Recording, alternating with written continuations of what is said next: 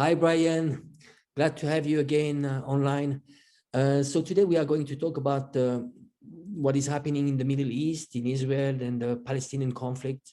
So what is your opinion? What do your first impression of what is happening right now in Israel? I think we see this go through cycles. Every couple of years there'll be a flare up. It's entirely politically driven. You'll see that whoever's in power, in this case it's Benjamin Netanyahu, he has all these personal political problems, with his party and the situation inside Israel. So there's a possibility that that's connected. There's also the geopolitical dimension. We often see maneuvers against Lebanon or Palestine or Israel doing strikes in places like Syria, or carrying out these covert actions against Iran, and they do all of this in coordination with the US and this wider agenda across the entire Middle East. So it could be a combination of these things. When I see this, of course I see the at face value, they're openly targeting non-military targets, and they do this on purpose. They do this deliberately to upset people and to get an emotional reaction, because you will see this many times. Israel has done this many times over the years, where they do this, they provoke this emotional response, and people are robbed of their reason, they're robbed of their strategic depth, and it makes them much easier to manipulate geopolitically. And the example I want to use just real quick was the 2011 US engineered Arab Spring. And from the very beginning, I was trying to warn people that was US engineered years before it started.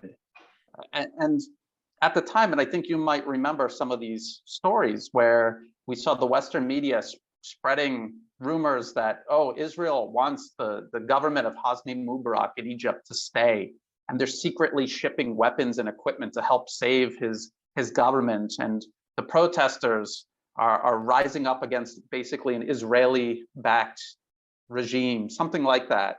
And people hate Israel so much, the Israeli government to be specific, that they just automatically take the opposite stance. Well, if Israel is for Hosni Mubarak, I'm against him, and I will support those protesters. And they did the same thing with Libya. Muammar Gaddafi, they said Israel was sending him weapons.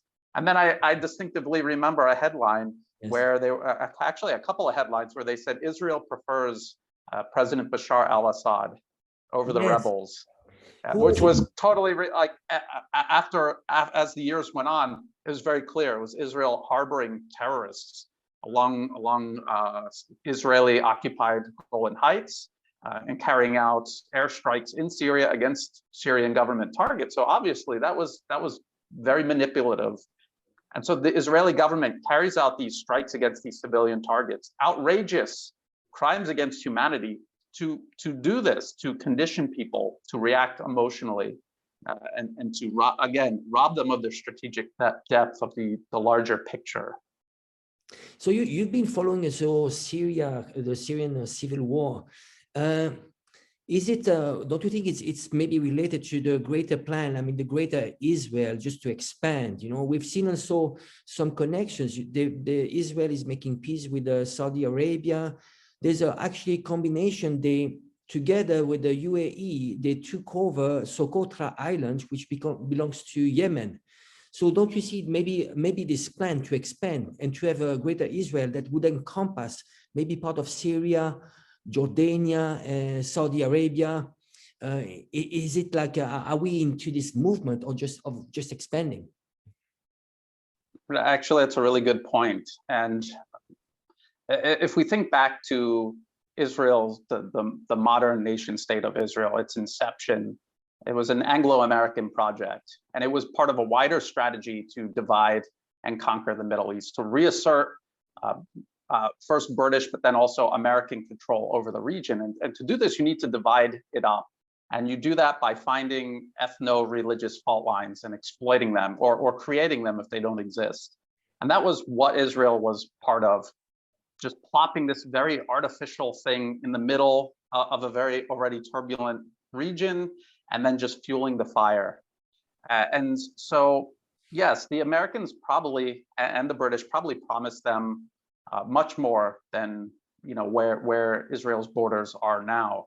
But they've also promised the Turks, the Neo-Ottoman Empire, and the Saudis this greater caliphate. Yeah. And if you look on a map, you'll notice that all of these projects overlap, and that is imperialism 101. Is you promise all of these people overlapping empires that will never exist, and even if they do, they will overlap, and they will be at each other's throats, killing each other. So it's a very cynical strategy, and people think of Israel as kind of like this dark capital of this evil empire that's actually controlling the West. But actually, I believe in a lot of ways Israel is a pawn in this game.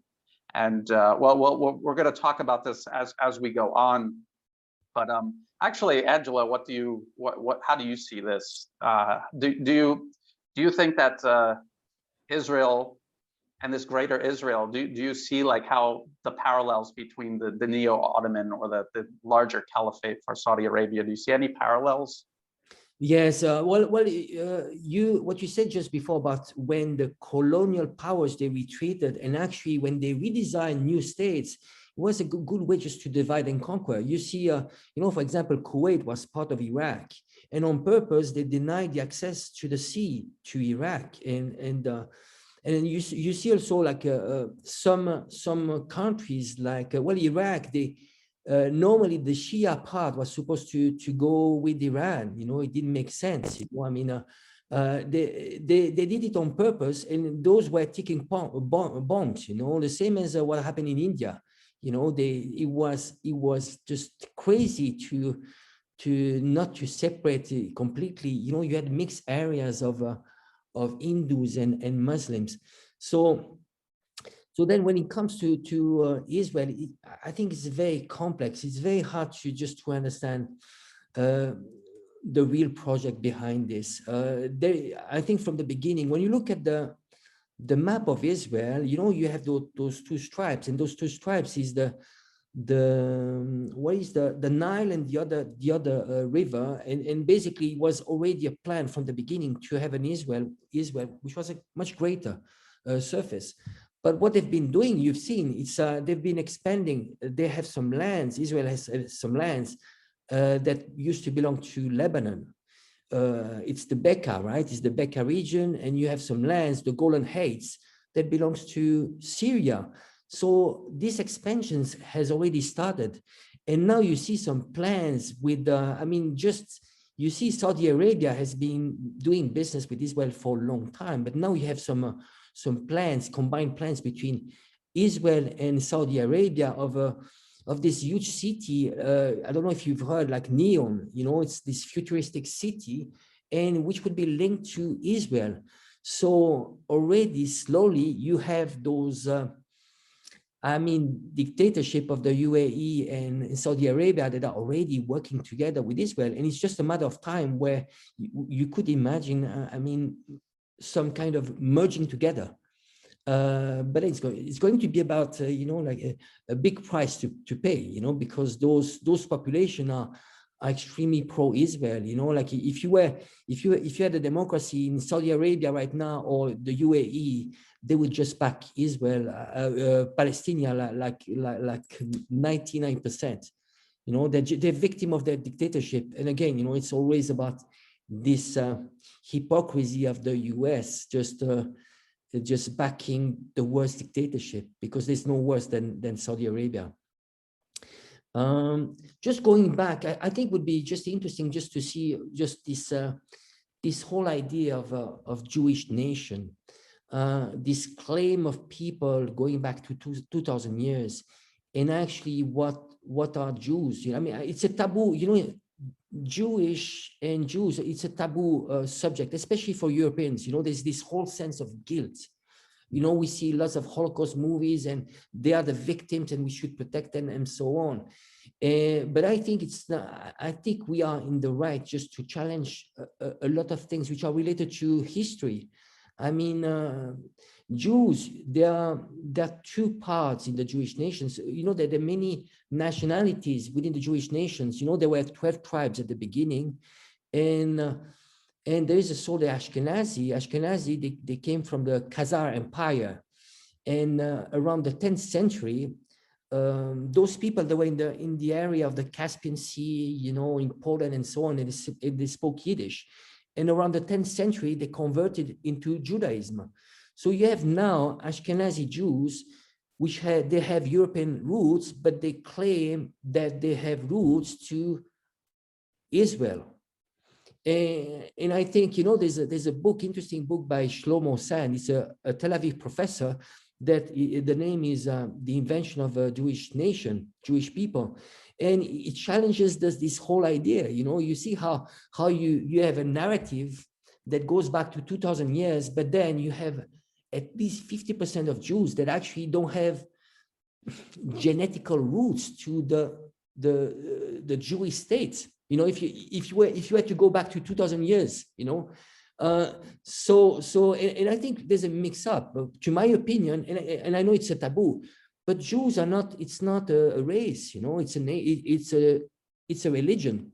And in reality, in practice, tomorrow I could become Jew. I could convert technically to being Jew, even though I'm Italian. It doesn't make me, you know, it's not a race, it's a religion. It's just this manipulation. And what is interesting behind this Zionist movement is that the most extreme in Zionists are actually not necessarily practicing Judaism. So a lot of them are just like, you know, they have like how do you call it? You know, they don't practice religion. And when you look at ultra-Orthodox Jews, they're actually anti-Zionist because according to them, Jews should go back to the land of Israel only when the Messiah would come back, you know. So this minority of ultra-Orthodox Jews are the Haredi Jews. And those are Haredi Jews, you can find them in there's a huge minority in New York, but also a very big population of Haredi Jews in Iran. So you see there are lots of contradictions, but the problem is that because this sense of guilt, and especially in Europe, it's a very taboo. You cannot question, you know, whenever you question history, Jews and so on, it's very sensitive and people don't dare to talk about this, you know. So the only information we have and we can use is only from scholars that are Jews. So you see, we can actually use quotes by Noam Chomsky, by Finkelstein. We can use Shlomo Sand, who's a professor in Tel Aviv, you know, and those are brave people that are going against the mainstream narrative. So I think it's just, you know, the problem is that there's injustice. There's you see the map, you know, what was agreed. There was a vote in 1948. There was agreed a land of Israel, and it was much smaller than what it is now. So the problem is that they're taking over slowly more land. And they've been, you know, I've been following for a long time. They used to talk about the two-state solution, but it was just a lie. They never meant to have two-state solution. And if you look at the map, it's a Swiss cheese. You have small holes, you know, small holes because they're taking slowly more lands. So again, you know, I'm not against the existence of the land of Israel, but I think there's a huge injustice.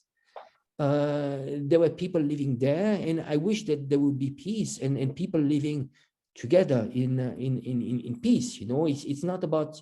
I don't think it would be wise to say that Israel should not exist. Israel should exist, but again, you know, right now it's a land of apartheid.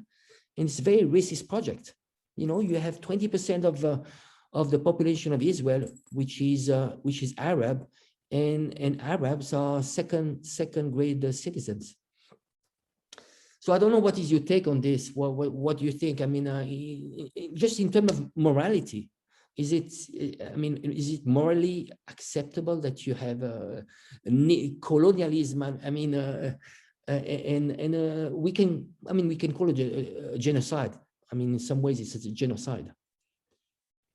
I think you've done a good job kind of laying out the background of how Israel got started and this tangled, when the historical background, and when people are talking about race and religion and how it's all been mixed up.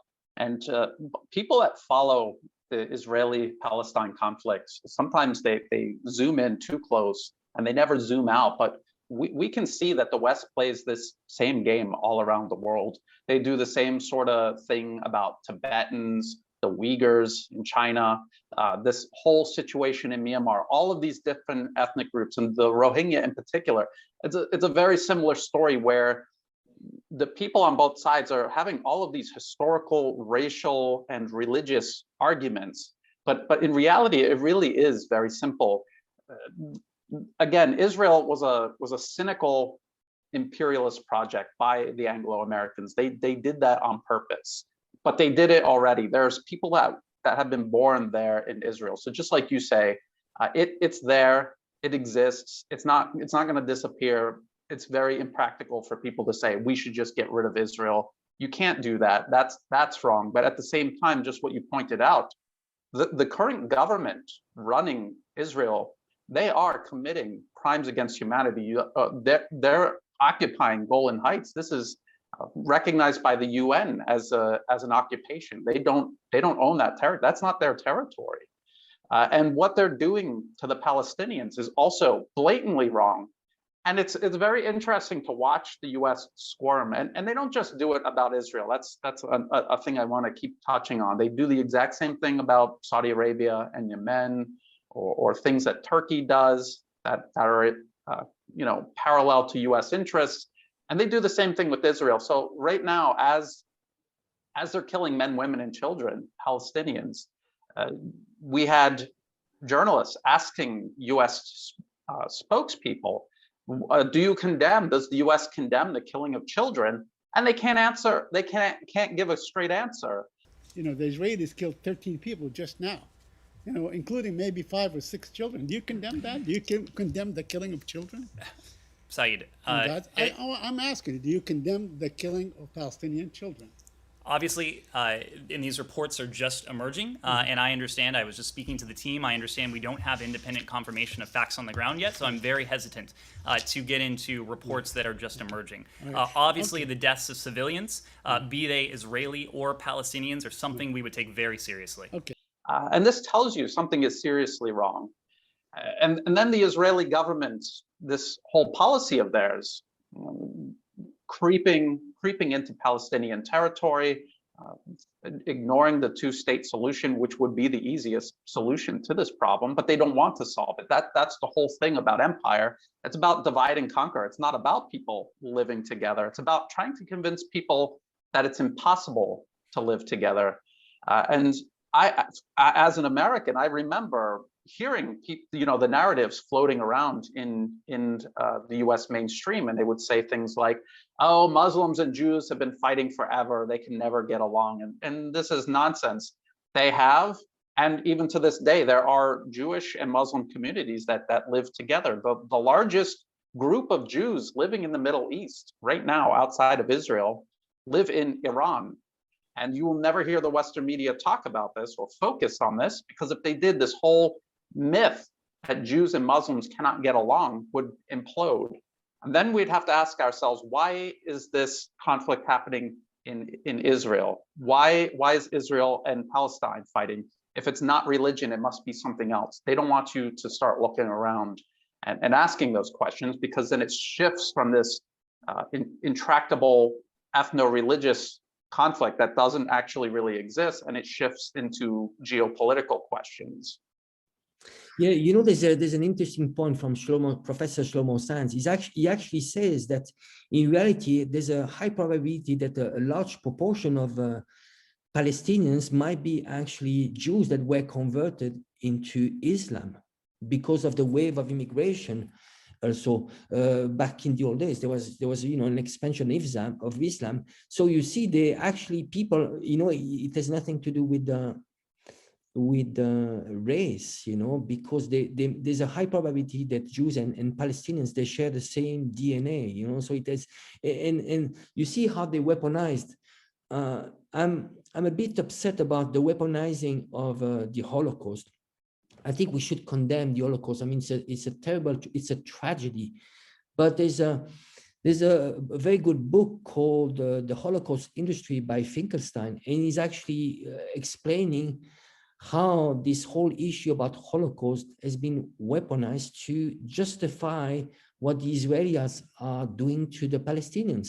You see, and you've seen, like, they've been I mean, brainwashing us for 20 years. How many Holocaust movies we are watching, and it's always about how poor they are and so on. Of course, it's a tragedy and should never happen again.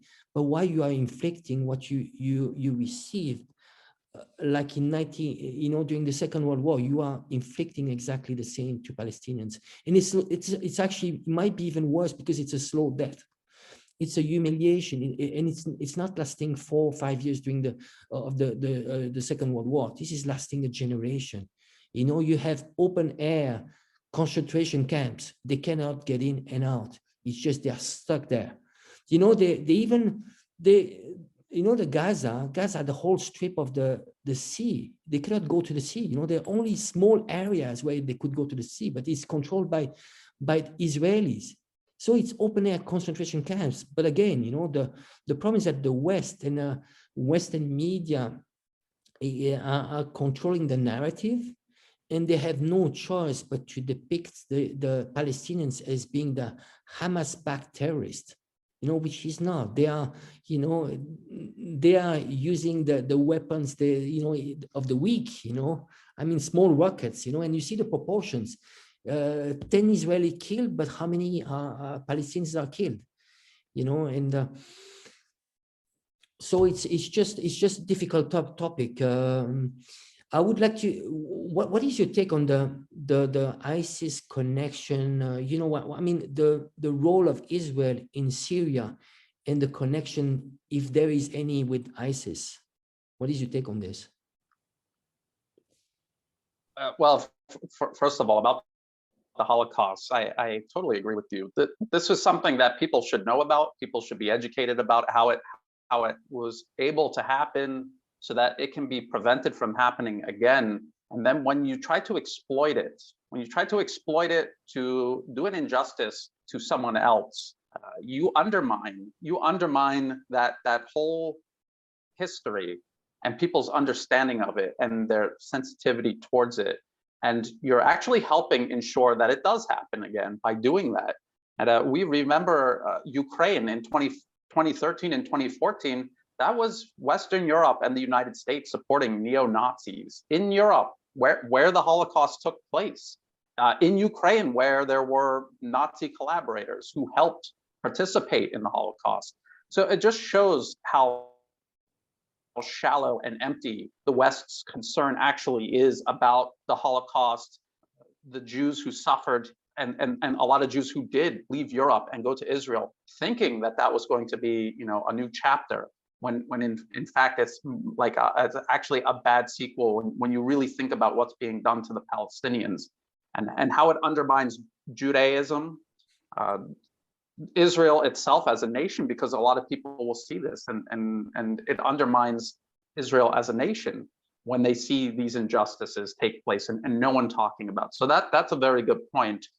About Israel and ISIS, I mean, we remember the militants. I believe it was al-Nusra that was right on that occupied territory, the Golan Heights that Israel controls, and they were aiding and abetting al-Nusra, which is Al-Qaeda, and al-Nusra, Al-Qaeda, ISIS, they were all working together in Syria, backed by the US and its regional allies and its Western European allies, to fight against the government in Damascus. So whether it was direct or indirect, Israel was definitely involved in that, right alongside the US. And there were those militants that were being harbored, given safe haven, with the protection of the Israeli Defense Force, preventing Syria from wiping that group out. And it was only very later on in the conflict where Syria was able to consolidate their forces and really flush them out of that area. We remember there were ambulances transporting terrorists, And it wasn't even the Syrians that put an end to that and exposed that. It was the Druze. There were Druze in that area that were being attacked by these militants, provided sanctuary, by the Israelis. And they were the ones that actually attacked the Israeli ambulance and exposed that they were transporting these militants back and forth. So it's crazy. It's crazy about what the West tries to get people to believe about Israel and what the government in Israel is actually really doing. The disparity between the two is vast.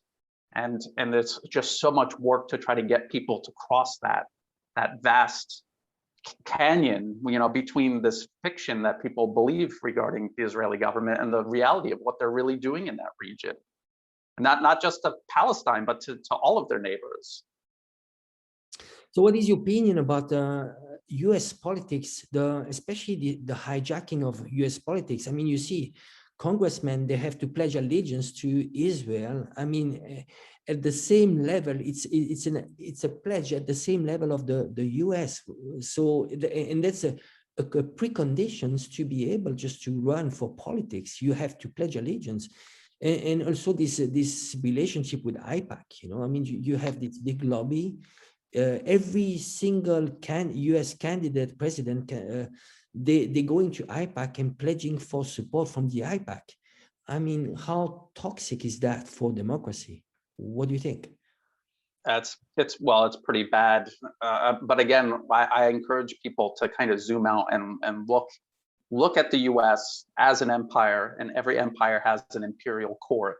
And in that court, they have all of their subjects and their proxies come in, and the Israeli lobby is very significant. So it is a very significant, maybe preferential member of that court. We also have Saudi influence and lobbyists from different industries, from different countries. They all have, it's in different proportions, but they're all there in that imperial court, that lobbying pool, or maybe cesspool, that is trying to influence policymakers in Washington. But I think at the end of the day, even if you look at how influential AIPAC is, if you look at the corporations and the financial institutes on Wall Street or in London, they're so much more powerful. And it's because the Anglo-American empire, around the world wars, and now this Washington, London, Brussels international order, the Israel that exists today because of that government, that is a product of this larger modern day empire. And until we get to the root cause of that empire, symptoms like this Israeli government right now brutalizing the Palestinians and making trouble with all of its neighbors, that's going to continue. You cannot stop Israel from doing that until you get to the root of the problem in Washington, in London, in Brussels. And I think we actually already see that happening. Before we started this, you were actually telling me about how pragmatic many people in Israel are, and how a lot of them just want to do business, which that should be no surprise to anyone, because that's ordinary people everywhere around the world. They just want to work, make money, provide for their family, and have a good life. That's everybody, everywhere. And most people in Israel think the same way. However brainwashed their government tries to make them, they still want a better future. And as the global scene shifts, as US influence wanes, as multipolarism takes over, I think we're going to see that transform Israel as well. It's going to transform everything, including Israel. So what is your take about the deal that China and Iran did? It's a massive deal. We're talking about $400 billion. So basically, China would provide technology, help building roads, infrastructure, ports, and so on, against supply of oil. And what is the position of Israel in this deal? Because, well, it's going to undermine in some ways Israel and also the US, and especially also indirectly the dollar hegemony. What is your take on this?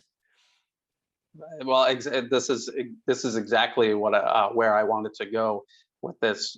We see Israel making friends with other Arab nations, and what this was the United States wanted to create this united pan-Arabian front against Iran, and that was the whole purpose of the 2011 U.S. engineered Arab Spring.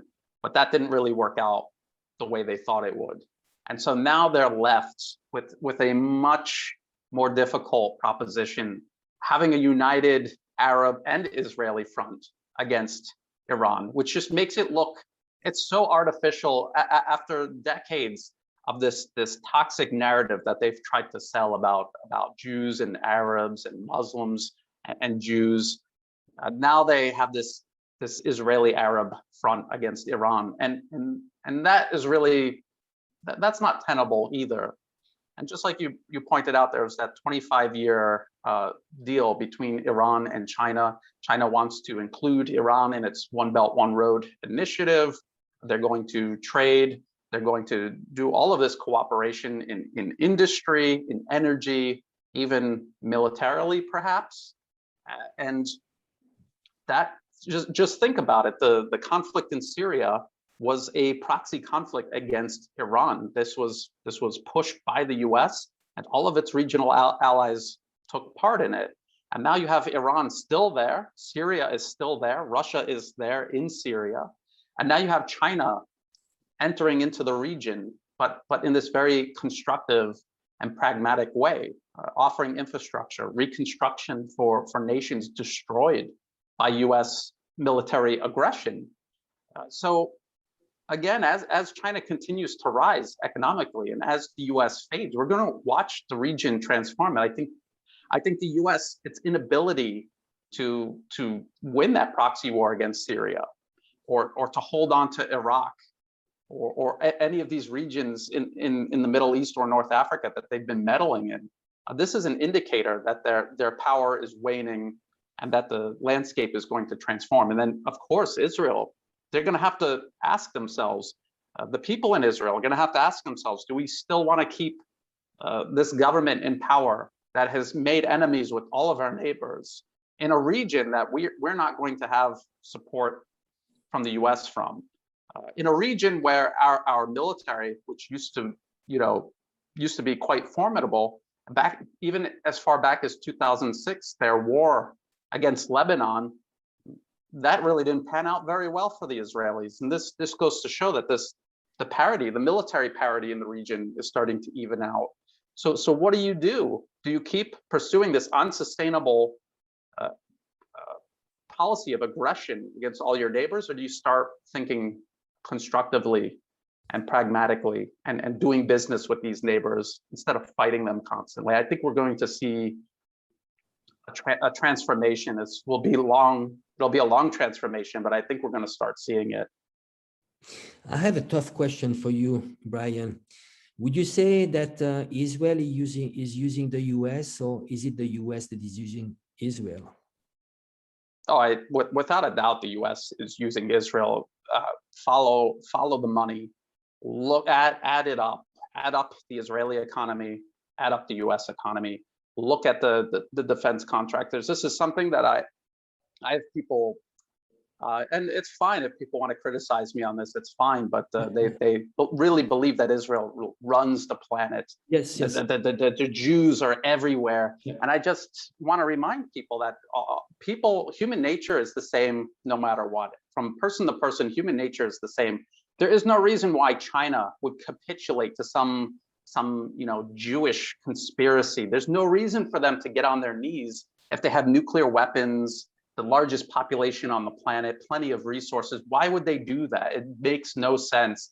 It doesn't make sense for Anglo-Americans to get on their knees to like a secretive Jewish cabal when they have, again, nuclear weapons and these giant corporations and banks. And I know what people will say, well, the banks are all run by Jews. There are Jewish people involved in banking, and there's plenty of non-Jews involved in banking. So again, it comes down to human nature. The fact that a lot of these people in power are driven by greed, That's why you could see the Israeli government working with the Saudis. It's not about religion. It's about, this is how empire has always worked. About, you have your proxies, you have people in your sphere of influence. Israel is definitely in America's sphere of influence.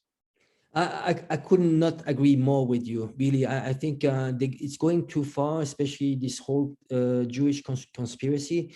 And actually, it's something that is backfiring, like in this case, sometimes when they use the term, oh, it's a conspiracy, and just to dismiss completely something that are legitimate. In this case, I agree with you. I really think that actually Israel is being used by the US to fight its war in the Middle East. It's like I see it as a big army base for better controlling the Middle East. That's how I see it. But it's going against the narrative of anti-imperialist, because, and I think it's wrong, because it's going into this. Sometimes it's a gray area, anti-Zionist and anti-Semitism, and this is dangerous. This is wrong, and maybe it can be a trap sometimes. It's like this whole fake news sometimes that they say, well, at some point they say Tripoli is working with the Israel, those type of fake news just to confuse people. Exactly. And again, I encourage people that believe the Jewish cabal conspiracy theory. These are people that very rarely zoom out and look at from the outside in at what they're doing. They fail to see that Saudi Arabia has lobbying in the US. They fail to see people in the US, in US politics, that play the same game, but they claim that Muslims are taking over the US or the Chinese are taking over the US. This is a game that they play to manipulate public perception. This is not something rooted in actual fact. I've done the research. I've looked at what's going on. These billions that the US gives to Israel, their own defense industry makes enough money where they can sustain themselves militarily. They don't really necessarily need that money. And I honestly believe that money is used specifically to keep the Israeli political landscape locked in this irrational, aggressive stance that is contrary to Israel's own self-preservation. Think about it. I mean, like you said, it's a military base. It's like a forward operating base that you would set up in a hostile region or a region that you're trying to take over. The whole purpose of a forward operating base is to engage aggressively everything that it comes in contact with. If you think about a nation state, it's the exact opposite. They should be cooperating and working with everyone along their borders. So the whole political landscape in Israel right now with the government that's running the country at the moment is completely irrational and contrary to what a nation state would need. And if they were so powerful and that they were controlling, I've also heard like Putin in Russia, he's somehow beholden to the Jews. And actually it's not that. It's exactly like what we were talking about before. They see the region transforming. They know that Israel is a country. It's not just the government. Same with Turkey. Turkey shot down a Russian warplane, killed Russians in Syria. Yeah. But why didn't Russia react? Is it because they're afraid to? No, because they're thinking long term. It's a long-term strategic decision to not overreact to that, because they know in the future the political landscape in Turkey and also Israel is going to change. It's inevitable. And if they burn bridges now, they're not going to be able to bring those nations into the fold. And it's just like Sun Tzu and The Art of War always said, you leave an exit for your enemies. You don't corner them, because if you corner them, they try to fight desperately, knowing that it's a fight to the death. And you don't want to corner an enemy like that. You always want to give them a path toward an alternative.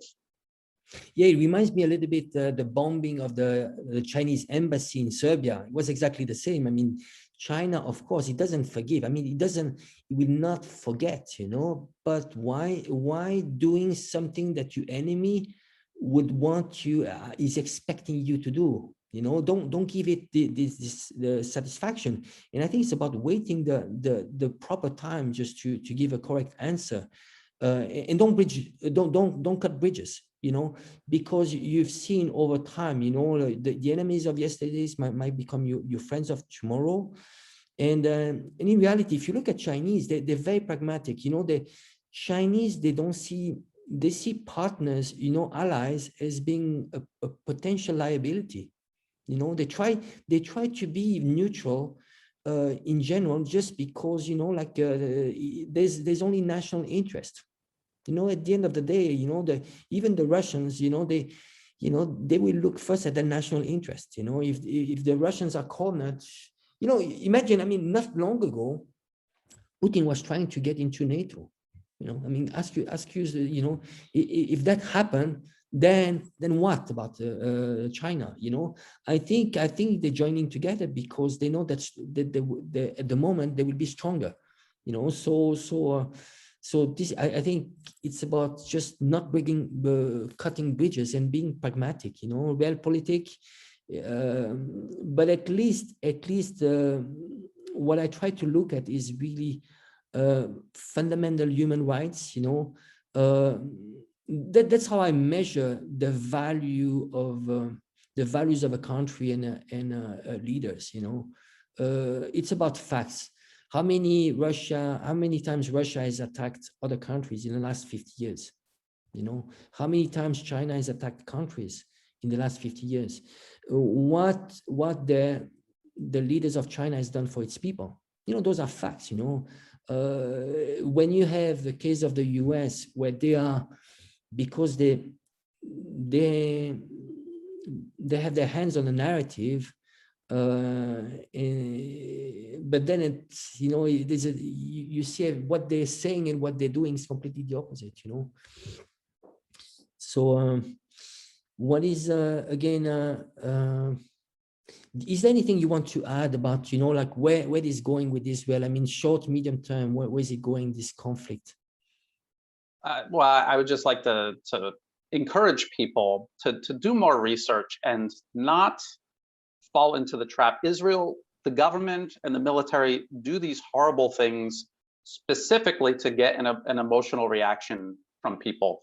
So people lose their ability to judge these things and kind of encourage this blanket hatred of all things Israel. And this works in the favor of the current regime in Israel, because what it does is, let's just say you're watching Israel brutalize the Palestinians, and you say, well, let's just wipe Israel off the map because you're so angry, and you're not thinking. And when you're an Israeli in Israel, you might not even agree with what the government is doing, but you have to pick between what the government, you're the government in Israel at the moment, or these people that want to wipe the entire country off the map, which is equally irrational and inhumane. So people need to be a little more sophisticated about this.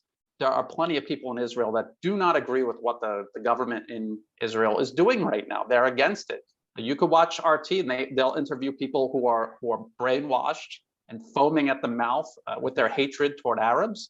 But then you will also see people interviewed who do not agree with the Israeli government is doing, or the hostilities between Israel and Palestine, and they would like to see that change. So again, this is the reason why China or Russia do not decisively, try to corner Israel right now on this issue. They know that in time, if they work hard transforming the region, they're going to get rid of all, it's like this, it's like a swamp. They're trying to drain the swamp instead of swat every single mosquito. That's what they're trying to do with Israel.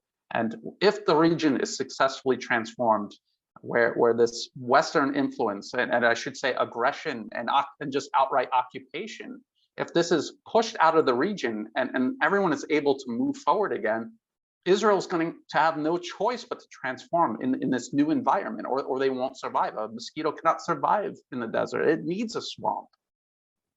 I think very wise words. I agree with you, really. I think we shouldn't go into this narrative of, it's not white and black. I think and people should be just careful not to fall into this like 100% anti-Israel. I think it's about how we can find solutions.